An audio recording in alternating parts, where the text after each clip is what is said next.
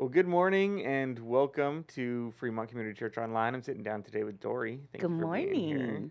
morning. We are resuming our Women of the Bible series Yep. this morning. We took a small break because we had a team go to the Dominican Republic. And actually, your granddaughter was on that trip, She right? did go, and she's still talking about it. That's cool. Yeah, That's cool. she is waiting to go back now. Oh, nice. Yeah. That's awesome. She's That's so really cool. excited. Yeah, but we were just chatting a little bit before we went live about this Woman of the Bible series, and how we've been talking about some of the women that we haven't heard too much about before. Right. Yeah. Right. It's been interesting because, you kind of read the Bible and you read some of the life events. Mm-hmm. I used to call them stories, and my husband said they're not stories, they're life events. That's good. And I like that. thought, that's a good way of looking at it, right? Yeah. So you read them and you read about certain women, but it just kind of passes through, like you're just reading. And now, since we're doing the series, it dives deeper into it and you learn more about those particular women. So I've enjoyed it. Yeah. No, it's been really good. It was funny, we were chatting and you mentioned like, oh, it's not women you know about, like Mary and Martha. Right. And today we're talking about Mary and Martha, actually. Oh, is it today? Yeah. Oh, that's funny. That's funny. But it'll be cool to dive deeper into their story, their life events a little bit. But oh, see, you've changed. It's good. It's going to catch on. It'll be cool to dive in to the events that happen for them and understand, I think, from a little bit of a different perspective. So Adrian's going to be giving the message today. Oh, nice. And it's always awesome when she gives the message. I think because we hear a lot from pastors, right? Yes. It's like churches have pastors, right? Yes. But when we get someone who teaches in a different capacity, it kind of like comes across in a different way. Yep. And she's very much a teacher. Yeah. Like you can tell she really dives deep in studies, and she's very much a teacher. So I do love listening to her. Even Jess, like last week, was the same. Yeah. They're very much teachers. Yeah, it's really nice. Yeah. I see we have a few people tuning in online. Feel free to say hi and how long you've been tuning in to FCC, either in person or online, and where you're tuning in from today. We're going to get started in just a minute here with some worship, and that'll be led by Pastor Ty. Nice. That's very exciting.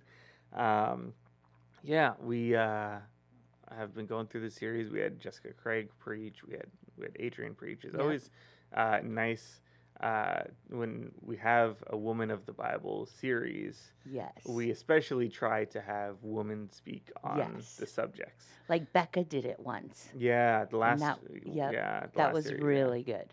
I see we have Dave tuning in on Facebook.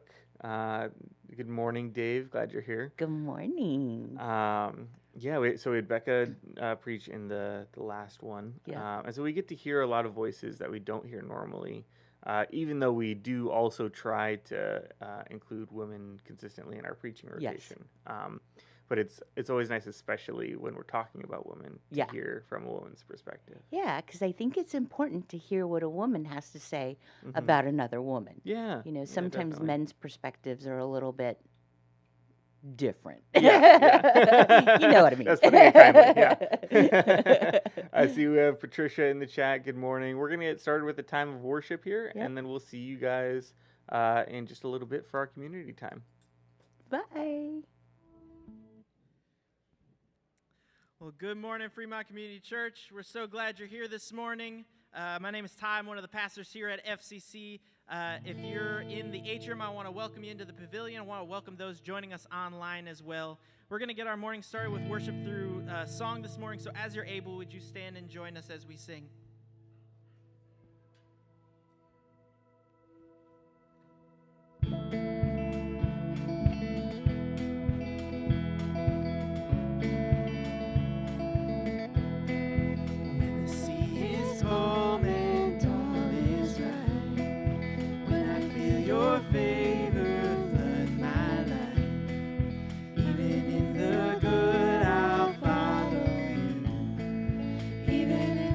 Good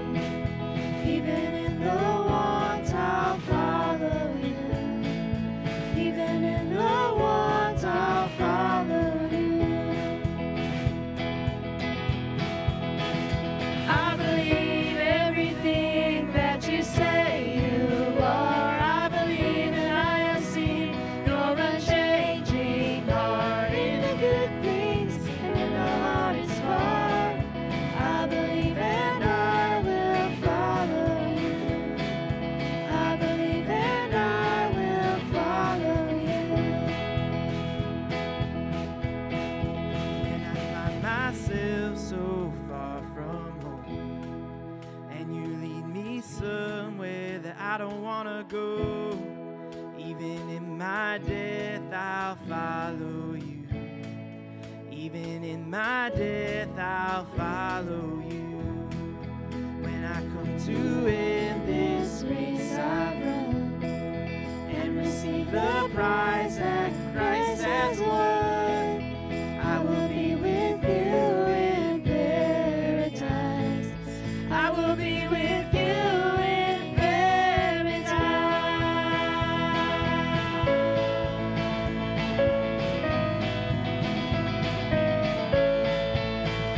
I believe everything that you say you are. I believe that I have seen your unchanging heart in the good things and in the hardest part. I believe and I will follow you. I believe and I will follow you. Oh, I believe everything that you say you are. I believe that I have seen your unchanging heart in the good things and in the hardest part. I believe and I will follow you. I believe and I will follow you. I believe and I will follow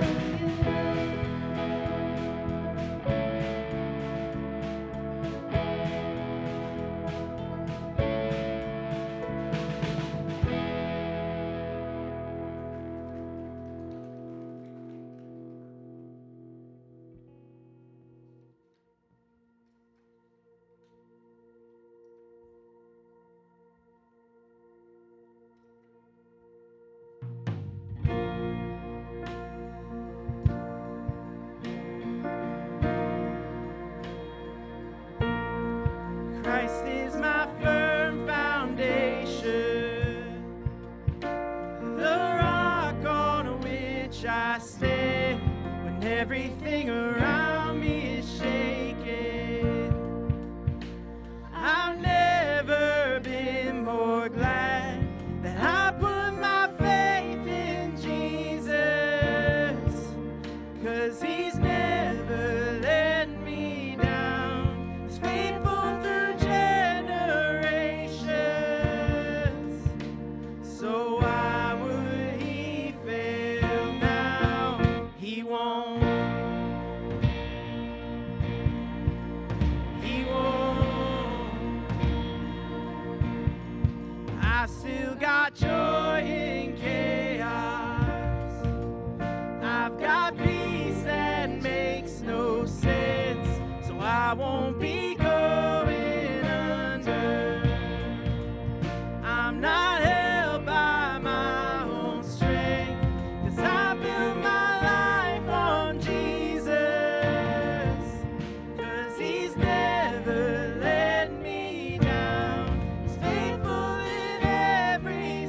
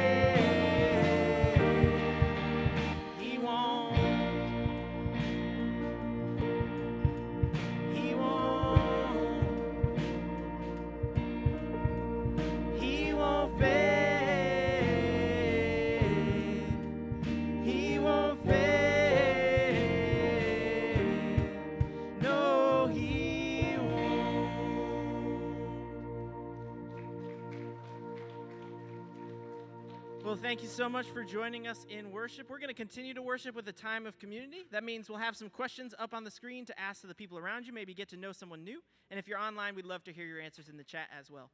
After that, we'll continue on with our gathering.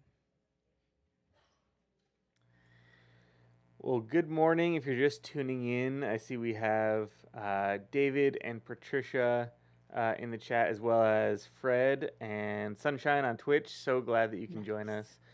This is our community time, so we'll just ask a couple of questions. Feel free to put your responses in the chat. We ask the same 2 questions every week. What are you stressed about, and what are you thankful for? And then this week we're also asking, who is someone in your life who has taught you something important? And what is one thing that you feel like you could confidently teach someone? So, So, Dory, what is something that you're stressed about and thankful for? Stressed about. Stressed and thankful, it's going to go together. Yeah. So stressed, my mother just moved in with us like about 3 weeks ago. Okay. And she and I have always had this kind of this love-hate relationship. Mm-hmm. But now that she's older, and I really am an only child, it is kind of my responsibility, right? As your parents get older. Yeah. In our culture, we don't put our elders in a home or somebody else take care of them. We do as a family, right? And it's just always been our culture in Hawaii, as well as a lot of cultures are. So it's a little bit stressful to have somebody in my home that my mom has had a stroke, so her memory is not as good as it used to be. And so she repeats herself a lot. So that's a little stressful.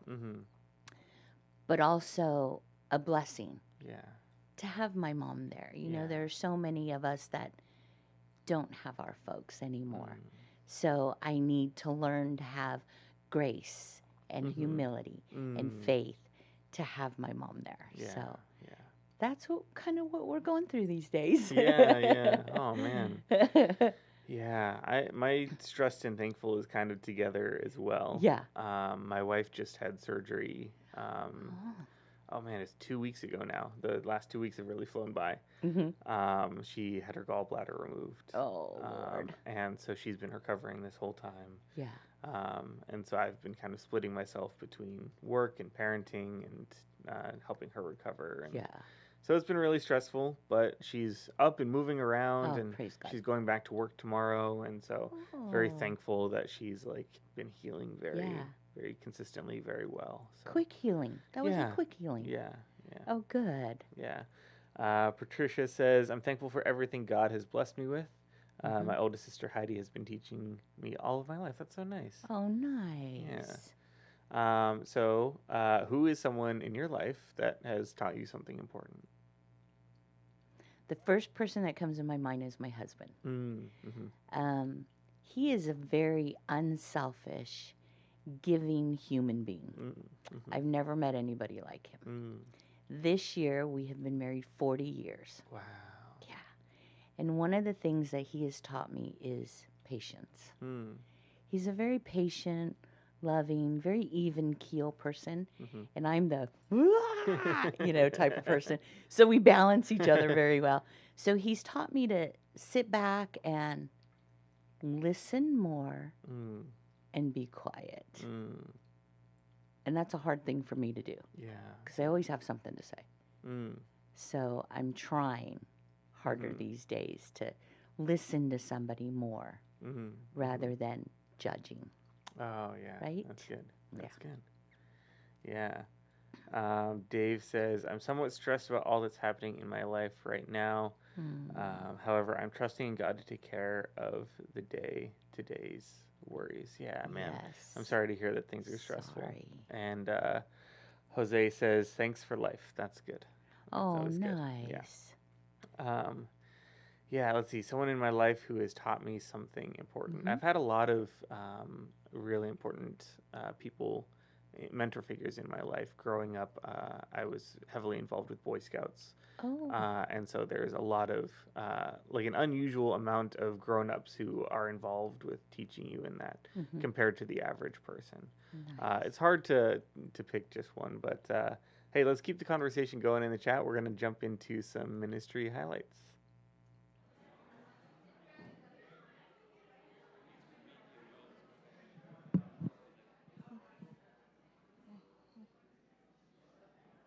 Hey, good morning, everybody. My name is Haley. I'm on the missions ministry team here at FCC, and I just want to welcome you to our Sunday service. Thank you for joining us in person or online. We're so glad you're here. If it's your first time here, if you'll fill out a Connect card and turn it in at the Welcome Center in the atrium, and we have a gift for you. We have a bunch of events coming up, and you can view everything online at Fremont.Church.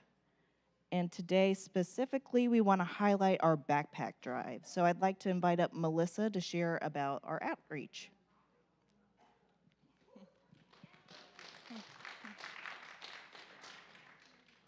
We've done the backpack drive for a couple of summers now here at FCC, and it just goes to students in our area that need help with school supplies.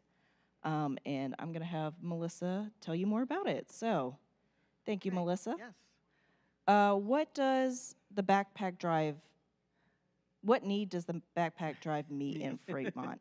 So, as you know, we have a lot of refugee people in our area, and we have the families that we have helped. So it really helps meet their need as they are, their finances are pretty tight.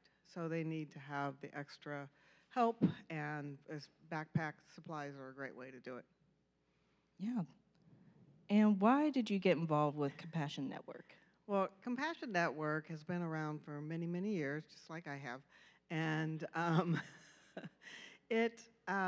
there's so much we can do.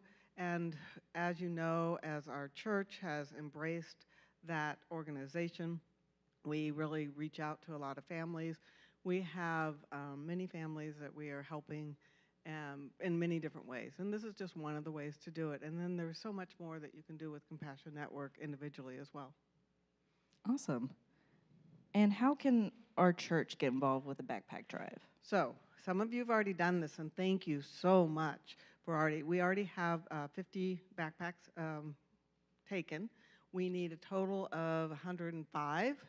So we have a lot of families. We have 39 families that we're providing backpacks to, and if you kind of do the math, you can know that some families have 8 or more children, and some only have 1. So we really need to reach that need. So every Sunday now until the last Sunday of the month, I forgot to check the day, I think it's the 29th, or 26th.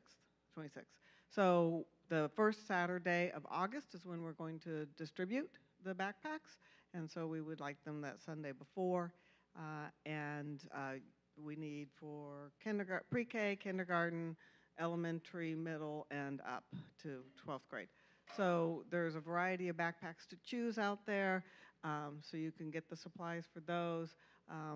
Many families many individuals are doing multiple families. Sometimes it's fun to do it with your kids. So if you have kids or grandkids, you could match up to the grade level that they are and do it that way. So that's a lot of fun to provide that. So we need a lot of backpacks this year. Noted. Yeah, everybody go grab a backpack after this. Yeah. Well, thank you for sharing, and thanks for organizing and everything you do. All right, thank you.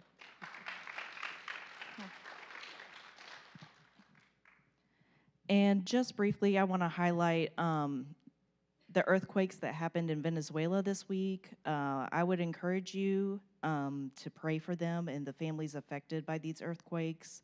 I know relief efforts and searches are still going on, and our church is looking into ways that we can help partner alongside these efforts and contribute. And so keep an eye out on our social media and our website this week, and we will be posting places for you to donate if you feel led. And now I'd like to invite up Adrian to continue our series.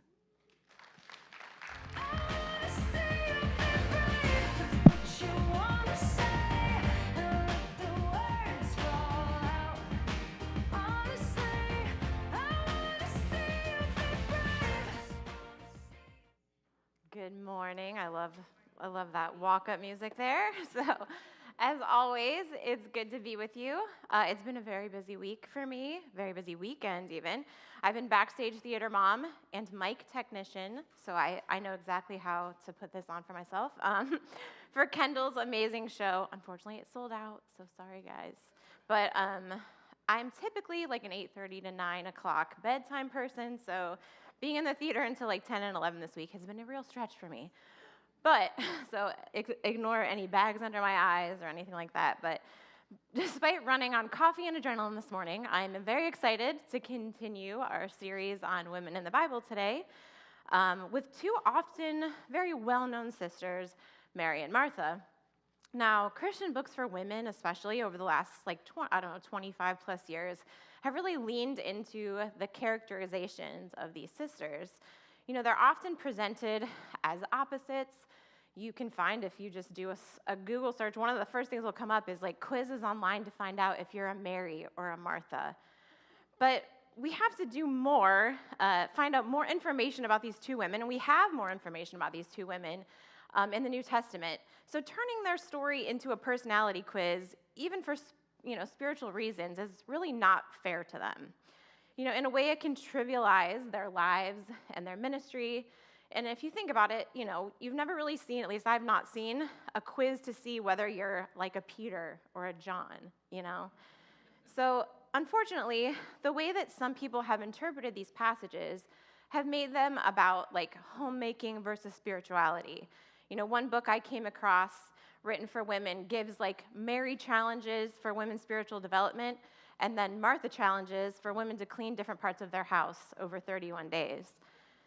Yep, that's actually out there. So don't get me wrong, you know, I love a clean house, but I'd like us to change our perspective for Mary and Martha this morning and see them as friends and disciples of Jesus that they were.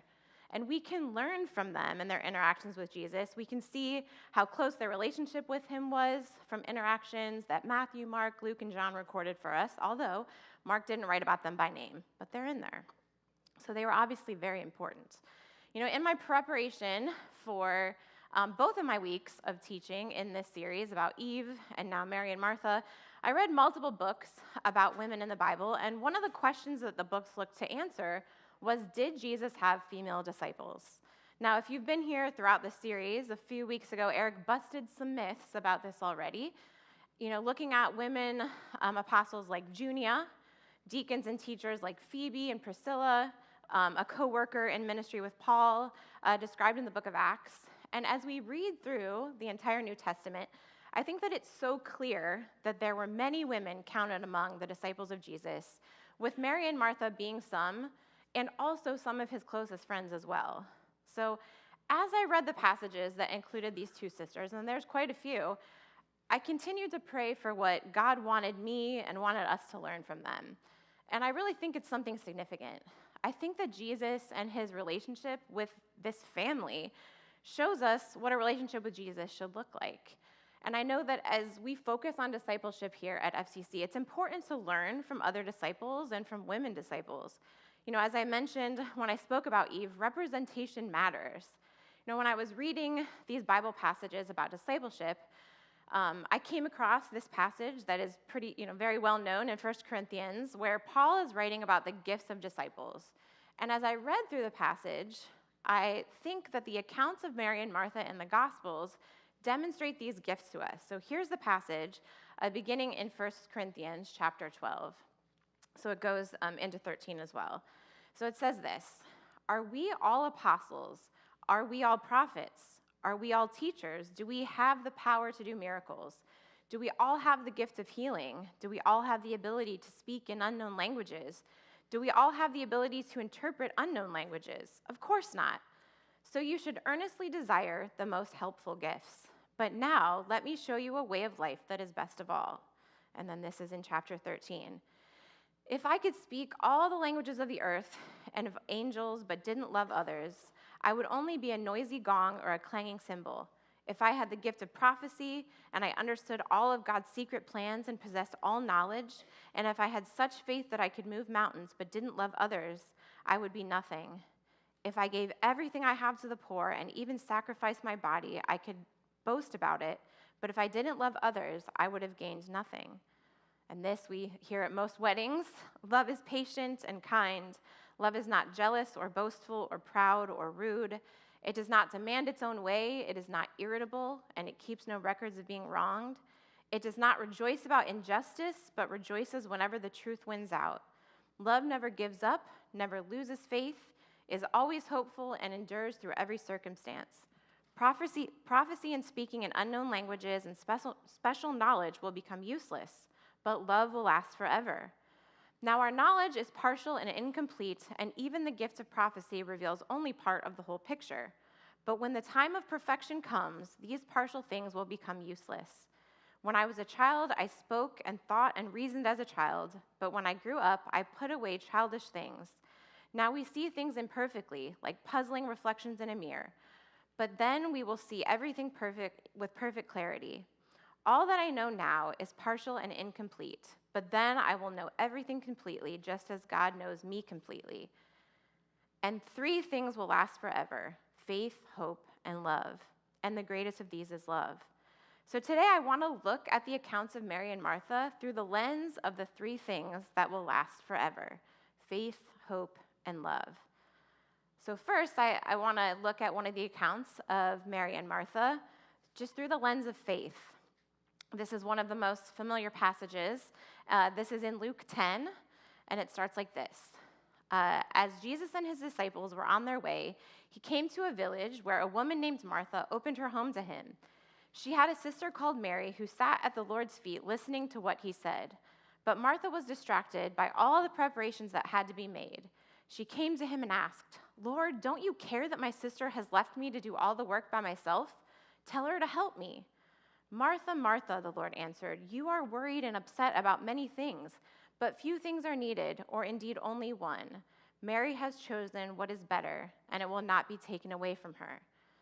Now, this is probably the most well-known Mary and Martha passage. This is the one that's used for those personality tests I mentioned. There are a few things I want to point out about this passage first. One is Martha was the one who opened her home to Jesus. No husband or father is mentioned. We don't know for sure, but it seems that the 3 siblings, Martha, Mary, and their brother Lazarus, who we'll hear about in a little bit, lived together in this house. And we don't find out if Mary and Martha were either never married or widowed or divorced. It is clear from this passage that this family is very familiar with Jesus. In their book, Helen Bond and Joan Taylor, this is the book called Women Remember Jesus' Female Disciples, they say this: "It might come as a surprise to those familiar with this story to realize that food and cooking aren't actually mentioned. In the Greek, Martha is distracted with much serving. The important word, which we have met before, is diakonio, related to the word deacon, diakonos, which we talked about a few weeks ago. While it can mean waiting at tables, it can also mean rendering service and support in all kinds of ways. And when used of a man, it's more commonly translated as ministry. In due course, being a diakonos was thought of as a sacred commission." So based on this, it would appear that Martha is doing ministry work, or even the work of a deacon. This passage alone presents these women as disciples. Jesus, in just the few verses before, had just sent out the 72 to go ahead of him into every town he would go. And as he and the disciples, the 12, were on their way, they came to Martha's house. This would have involved a lot of coordination and hosting. Multiple Bible scholars that I read describe the Greek word distracted to be better translated as overwhelmed. The literal definition would be to drag all around, to draw away, or to be pulled in different directions. Martha's distraction was not scrolling Instagram. She had important ministry to take care of for a lot of people. Martha is frustrated with her sister and goes to Jesus, who she obviously feels very comfortable talking to, and says, "Lord, don't you care that my sister has left me to do the work by myself? Tell her to help me." Jesus answers her complaint gently. Bible scholars note this by the fact that he uses her name twice, Martha, Martha, that it's a loving answer that he's giving her. Mary was sitting at the Lord's feet, And Jesus says to Martha, "You are worried about many things, but few things are needed. At this moment, what Mary's doing is better, and I'm not going to stop her." Mary was sitting under the teaching of the rabbi, which would have not happened very much in Jewish culture. Jesus was not belittling the work that Martha was doing, but he saw that she was worried and upset. He saw her. He reflected to her that he saw her distress and her burden, and he was inviting her to sit and learn alongside her sister. Again, in the same book that I mentioned earlier, it says this: Mary and Martha's rights to sit with other male and female disciples and learn would prepare them ultimately to be adept in Jesus' teaching. It was accepted that disciples would study and memorize their teacher's words so that they would accurately impart them to others. An indication that we are on the right lines here comes from our second biblical passage where Martha and Mary are held up as prominent examples of early church leaders, which we'll read about. You know, Mary and Martha had immense faith. Their home was one of refuge for Jesus and his other followers. They believed in his power and that he was the Messiah that they had been waiting for, as we will continue to see in this next passage. So I want to look at this through the lens of hope. You know, in the Gospel of John, we don't see the story of Mary and Martha that we just read.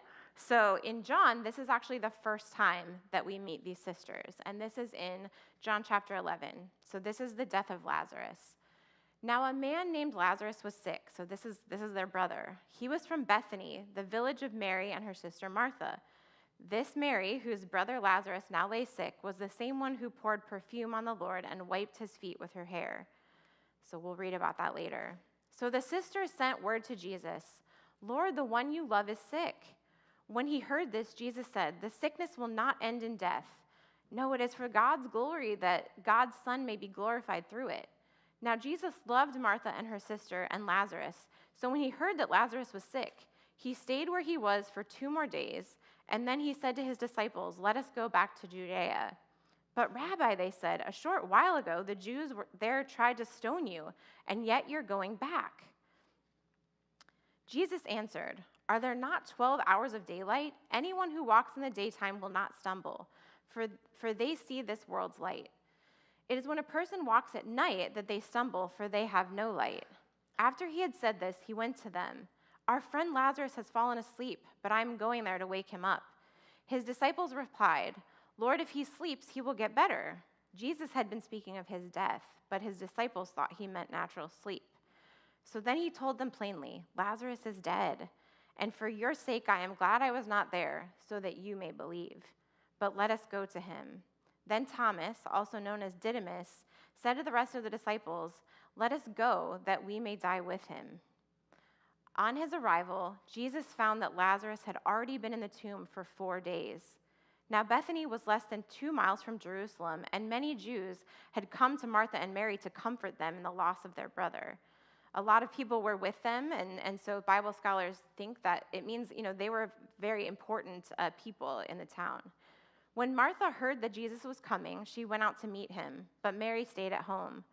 "Lord," Martha said to Jesus, "if you had been here, my brother would not have died.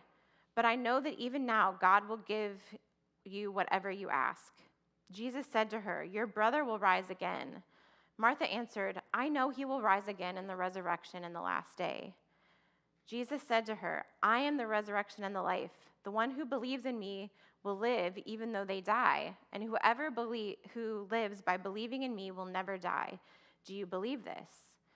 "Yes, Lord," she replied. "I believe that you are the Messiah, the Son of God, who has come into the world."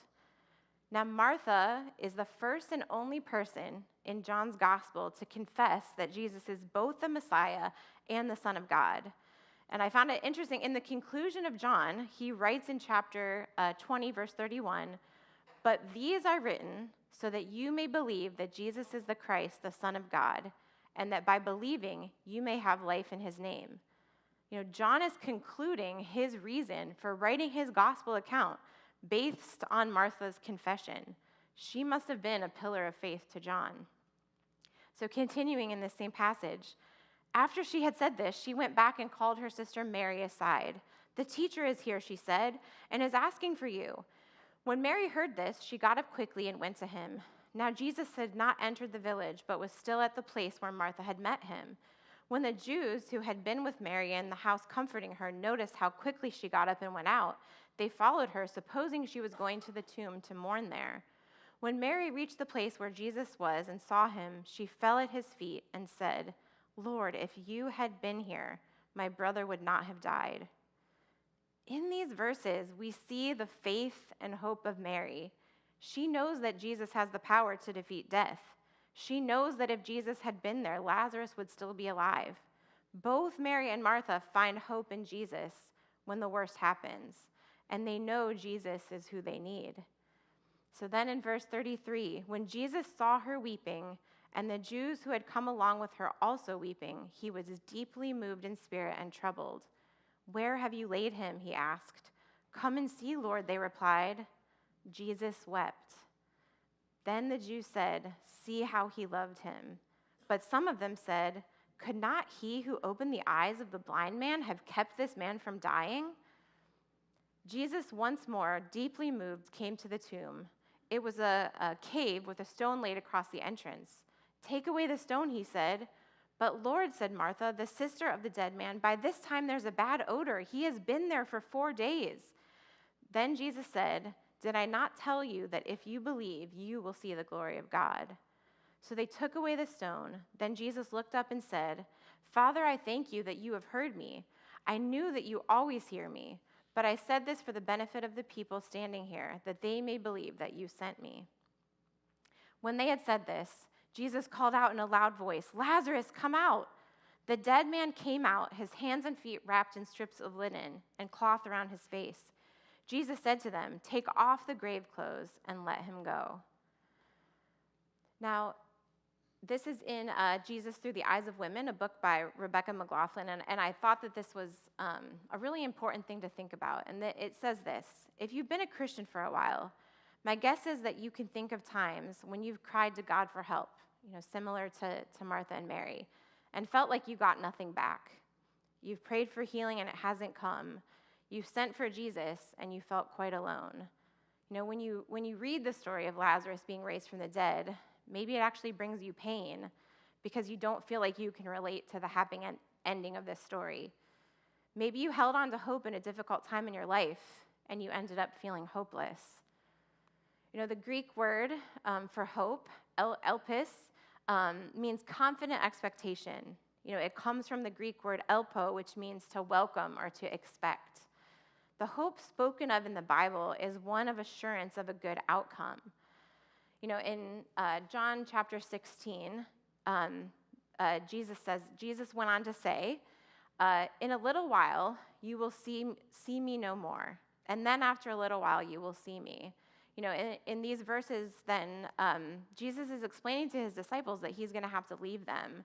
So we're going to skip ahead a little bit in this passage where Jesus says, "Now is your time of grief, but I will see you again, and you will rejoice, and no one will take away your joy. In that day you will no longer ask me anything. Very truly I tell you, my Father will give you whatever you ask in my name. Until now you have not asked for anything in my name. Ask and you will receive, and your joy will be complete. I have told you these things so that in me you may have peace. In this world you have trouble, but take heart, I have overcome the world."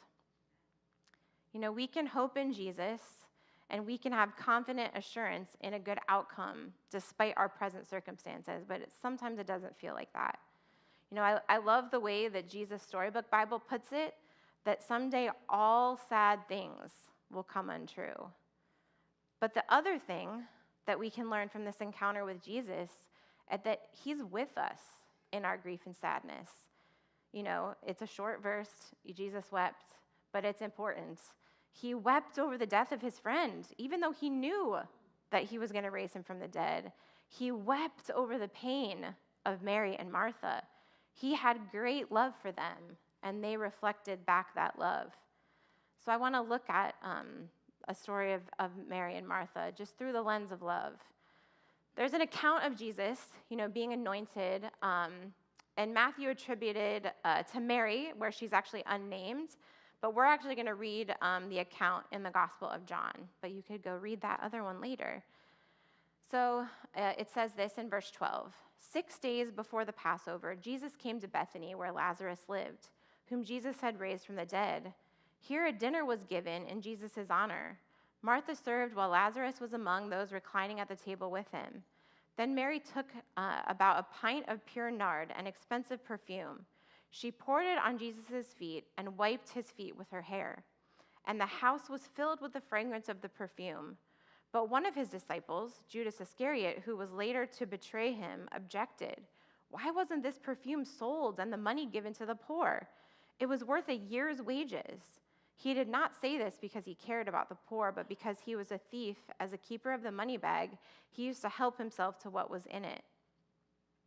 Leave her alone, Jesus replied. It was intended that you should save this perfume for the day of my burial. You will always have the poor among you, but you will not always have me. Meanwhile, a large crowd of Jews found out that Jesus was there and came not only because of him, but to also see Lazarus, whom he had raised from the dead. So the chief priests made plans to kill Lazarus as well, for on account of many of the Jews were going over to Jesus and believing in him. In this passage, Mary is showing great love to Jesus.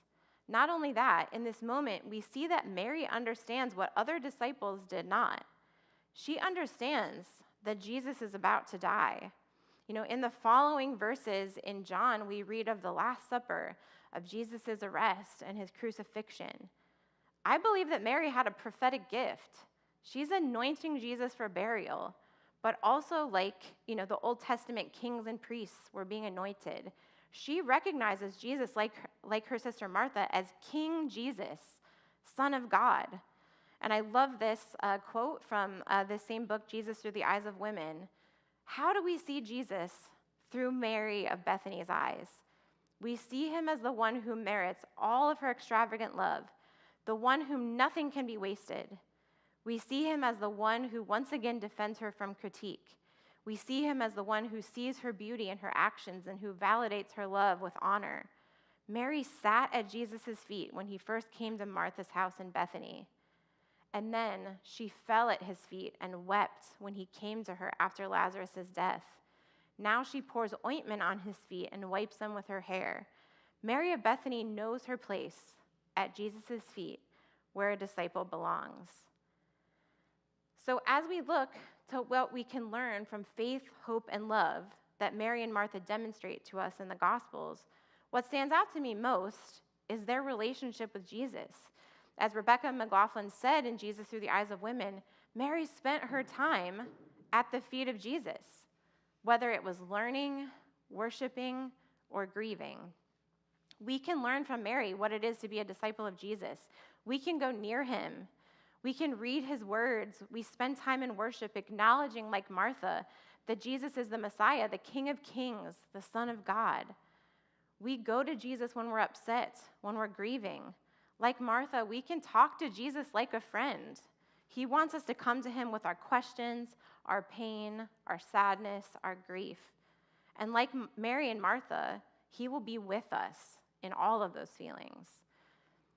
Our FCC students have an opportunity to spend time with Jesus in about a month from now at summer camp, and this will be a time where there's no cell phone service, and a unique opportunity for them to connect with God, with their leaders, with other students, and we would love to help students be able to cover the cost of camp with a scholarship, if money is a roadblock to them to being able to go. So if that's something that you are interested in helping with, please see Pastor Becca. She's actually not here today, but you could talk to any of the pastors here, and they can point you to that if that's something you can help with. But as students take part in an experience like this, I would love for all of us to think of at least one way that we can spend time at the feet of Jesus, whether it's this week or just going forward. If you've never read through one of the gospel accounts of the life of Jesus, that's a great place to start. To know how to follow Jesus, we need to know what he said. We need to know what he did. We have the books of Matthew, Mark, Luke, and John to tell us just that.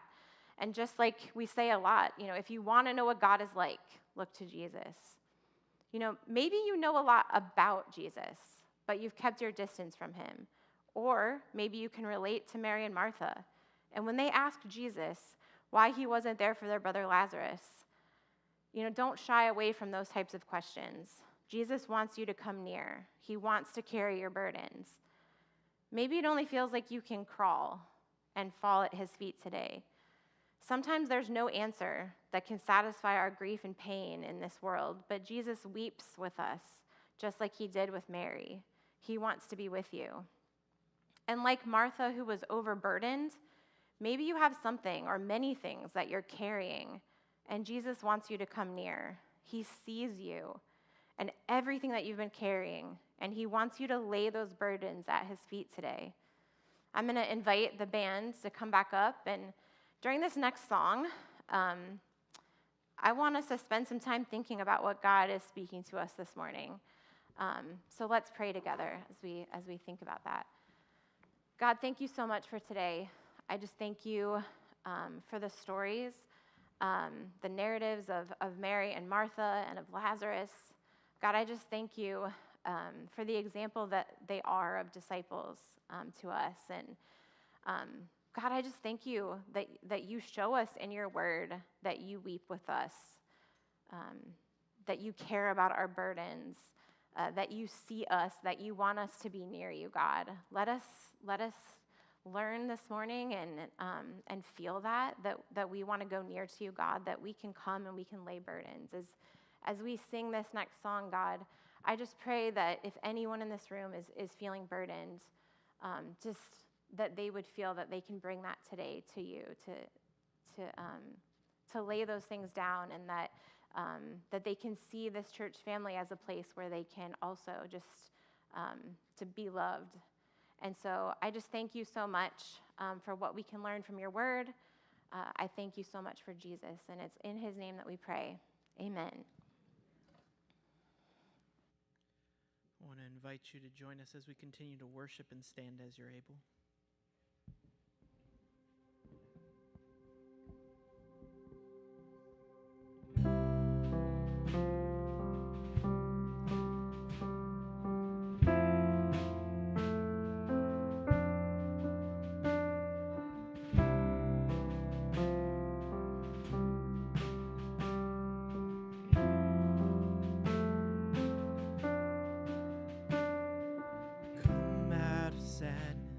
From wherever you've been, come broken-hearted, let rescue begin.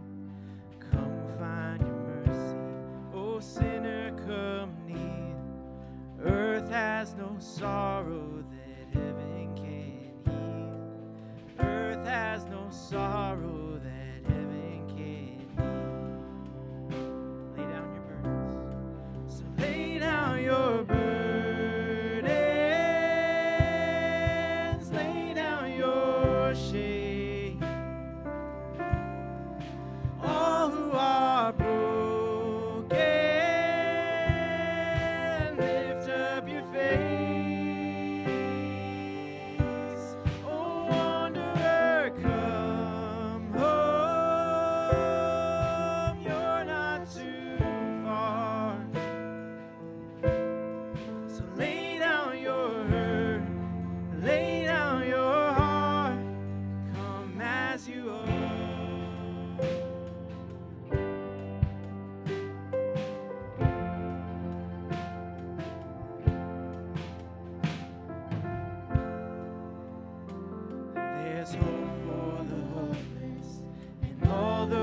Stray, come sit at the table, come taste the grace. There's rest for the weary, rest that endures. Earth has no sorrow that heaven can cure. So lay down your burdens, lay down your shame. Come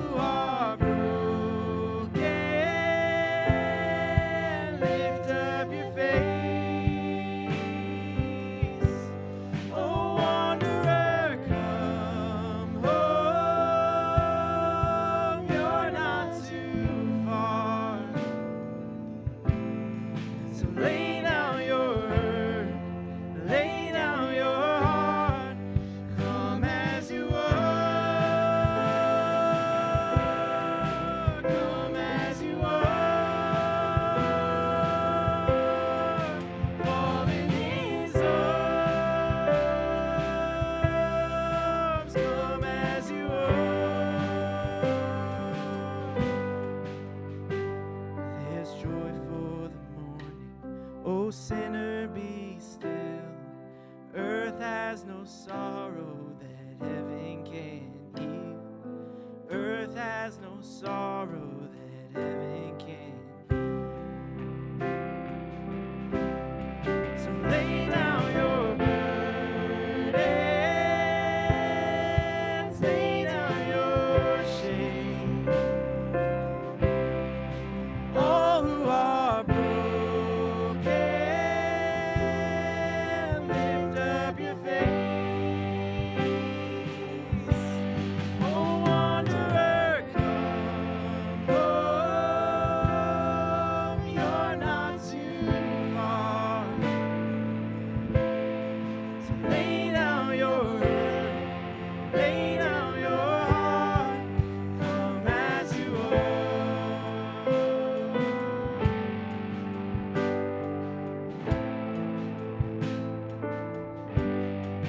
Come as you are. Come as you are. Come as you are.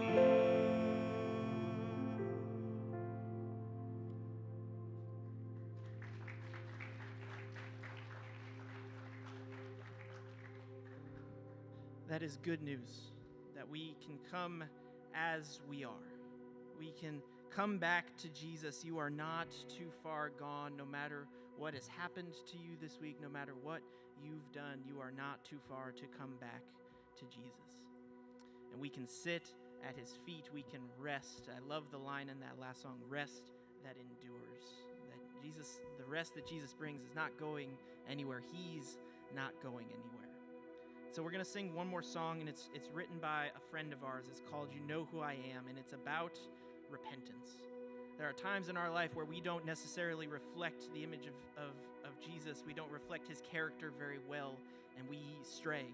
We walk away. And repentance is the act. It's a fancy church word to say we turn around and walk back toward Jesus. We come back to him. And so this song is written in that respect to say that no matter where we've gone, no matter where we are, no matter what we've done, we can come back to Jesus. He sees us. He knows who we are, and he loves us perfectly and completely. And so let's continue to worship this morning.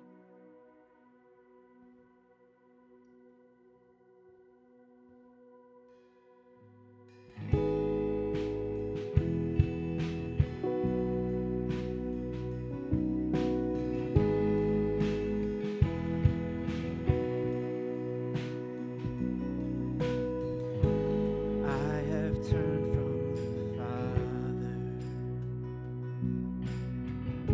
Sin has stained my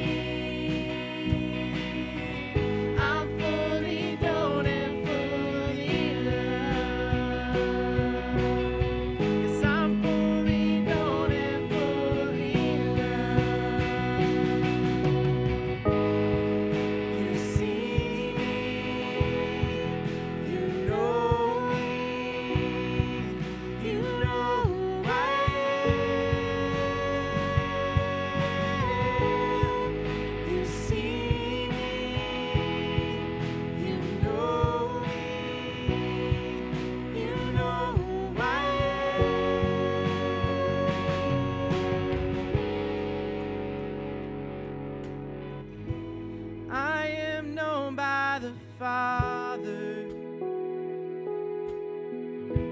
and I am loved through the Son, and I am washed in the Spirit, fully known and fully loved. We sing that again. I am known by the Father. And I am known by the Father, and I am loved through the Son. I am washed in the Spirit, fully known and fully loved.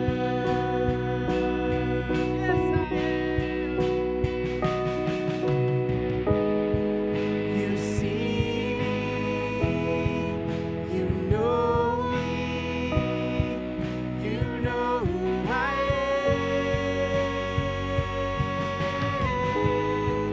You see me, you know me, you know who I am.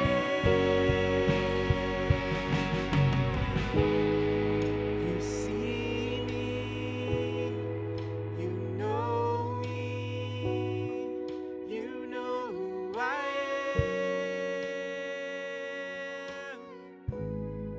You see me, you know me,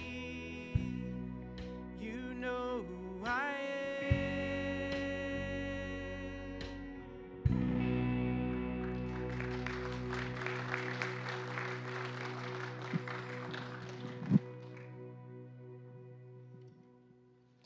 Thank you for joining us today at FCC. If you're in need of prayer, we'll have a prayer team available up front at the black tables on either side of the stage after we close. If you'd like to support all the ways we are reaching our community, you can set up recurring giving online at Fremont.Church or using the black pillars in the back of the pavilion. Please also remember to visit our backpack drive table and pick up a backpack if you're able to. And I'd like to conclude this message or the gathering with 1 Thessalonians 3:12 and 13. If you'll lift your hands in a posture of receiving. May the Lord make you increase and abound in love for one another and for all, as we do for you, so that he may establish your hearts blameless in holiness before our God and Father at the coming of our Lord Jesus with all his saints. Go be the church.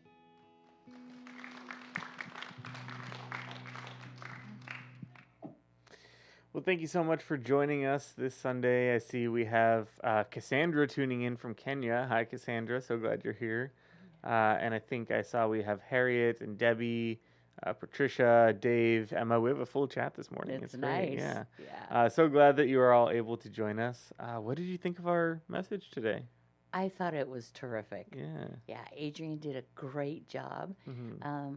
It really opened your eyes to the backstory of what's Mm-hmm. going on. Yeah. So it was nice to hear. Yeah.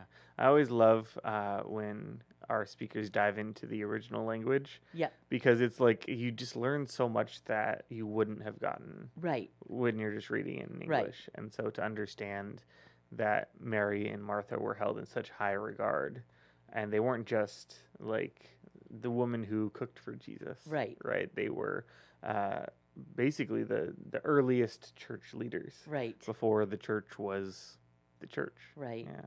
That was really good. cool. And it was interesting to hear that it didn't speak anything about cooking Right. or food. Right. Right. But And it that's was always like, how it's kind of been taught. that's just what we always thought Yeah, it was, yeah. right? And then I was like, oh, she's more of a disciple and a servant. And I didn't look at it like that. I was like, Yeah. I'm very much a Martha. Mm-hmm. Like, you know how much I love cooking, right? You're right. So I'm very much a Martha. But then when I heard that, I was like, I'm a disciple. Yeah. That's so good. That's so good. I love that. Yeah. No, it's cool to kind of be able to view these women in kind of like a bigger picture. Yes. More than just like the things that they do, right? They were followers of Jesus. Yes. And they testified to who Jesus was. Yes. Which is great. Yeah. That was great. Yeah.